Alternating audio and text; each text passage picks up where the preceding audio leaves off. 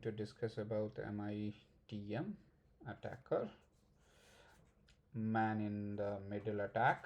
So how it happened and how basically attacker placed themselves between the client and server using techniques such as ARP spoofing or DNS spoofing, or you can say ARP, that session hijacking.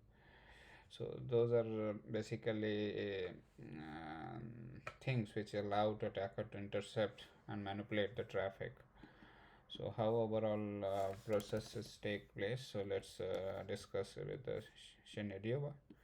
And here I am putting user and then web server.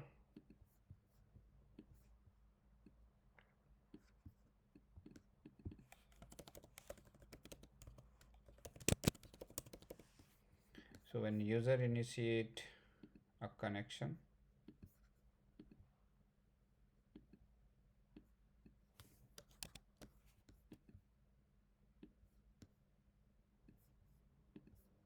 user is sending establishing a connection, and then attacker basically is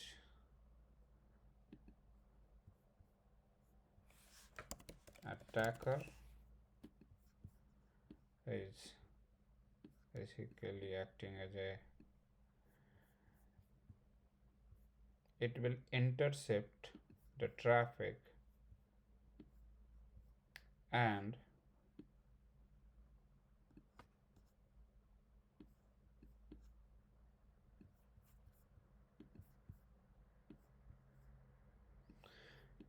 so in this case what is happening,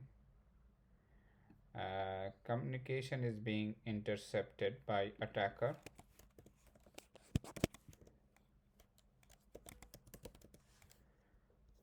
So it will pass the information about the server certificate. I told you how they will do through ARP, DNS spoofing or ARP spoofing, session hijacking. It will initiate a S certificate, fixed certificate,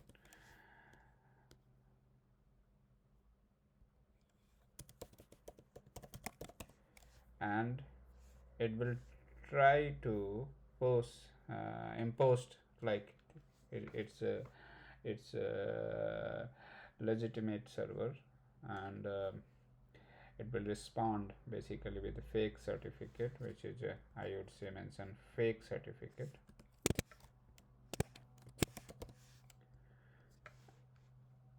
And the attacker once sent the fake certificate, and certificate validation failure. If the client is failed to make it, because in the third phase of this verification, what will happen, client will not able to verify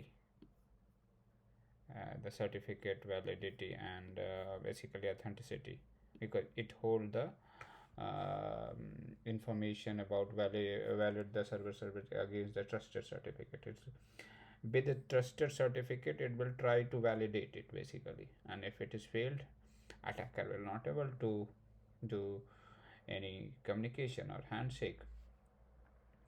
If the client does not, in a scenario, if client does not able to properly validate the server certificate against the trusted certificate authority, CA, or then basically it may accept fake certificate and continue with the handshake, and then we know that there is a pre-master secret key will get created, session key exchange basically process will initiated, and the client generate a pre-master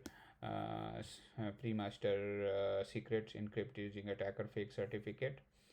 And because this fake certificate will contain public key as well, we discussed in last video if you refer. So this certificate will have a public key, but it's not that public key, it's a attacker public key including with a fake certificate. Only the problem, user was not able to fail to verify the certificate, and it will accept the handshake, and then key exchange process will initiate, and asymmetric that process encryptions which we discussed, right? And it will use this public key and then do basically create a pre-master secret key, and pre-master secret key will be shared with the attacker, and then both will have a same pre-master secret key extracted, and that's how basically attacker will establish successfully communication, and now the attacker can relay the message because the pre-master key,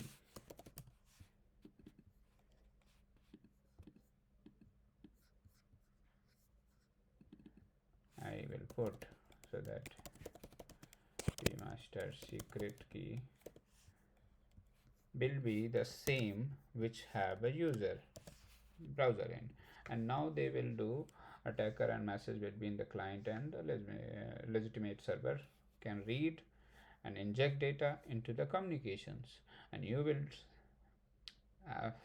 feel like you are talking to the actual server, but here attacker is trying establishing the connection.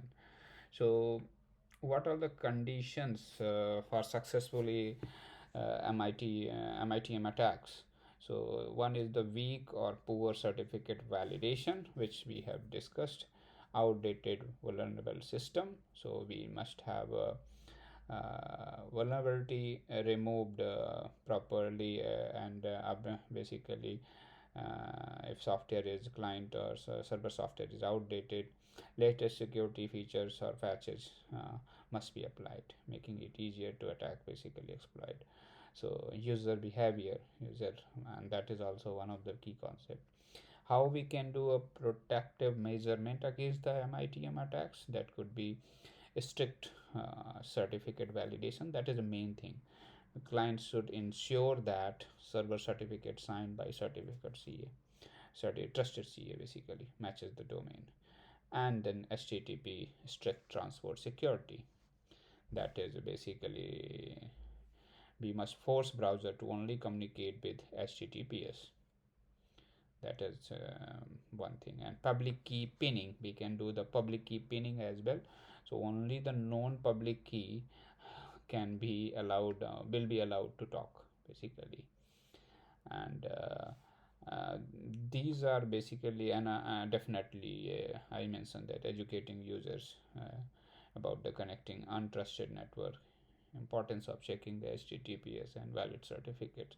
These are basically the way by which we can stop this attack. Thank you very much.